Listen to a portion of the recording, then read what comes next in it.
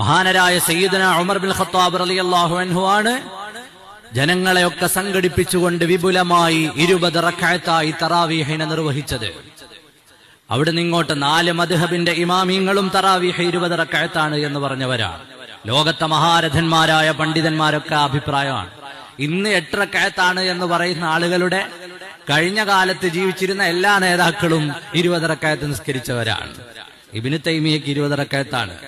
1920 മുതൽ 40 വരെ ആദ്യകാലത്തിറങ്ങിയ ഇന്ന് 8 എന്ന് പറയുന്ന ആളുകളുടെ ഒക്കെ പുസ്തകങ്ങൾ, അവരുടെ മദ്രസ പുസ്തകങ്ങളിലൊക്കെയുള്ളത് തറാവീഹ് 20 റക്അത്താണെന്നാണ്.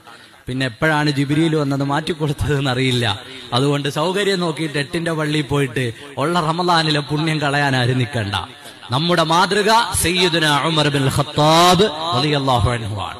അതിന്റെ പിന്നാലെ വന്ന ലോകം കണ്ട ലക്ഷക്കണക്കിന് ഹദീസുകൾ മനഃപ്പാടമാക്കിയ മഹാനരായ മാലിക് ബിൻ അനസ് തങ്ങളെപ്പോലെ, ഇമാമുന ശാഫിഈ തങ്ങളെപ്പോലെ, ഇമാമുൽ ആലം അബൂ ഹനീഫ തങ്ങളെപ്പോലെ, ബഹുമാനപ്പെട്ട ഇമാം അഹ്മദ് ബിൻ ഹംബൽ തങ്ങളെപ്പോലെ അവിടുന്ന് ഇങ്ങോട്ട് കിടക്കുന്ന പ്രൗഢമായ പാരമ്പര്യം ആ 20 റക്അത്താണ്.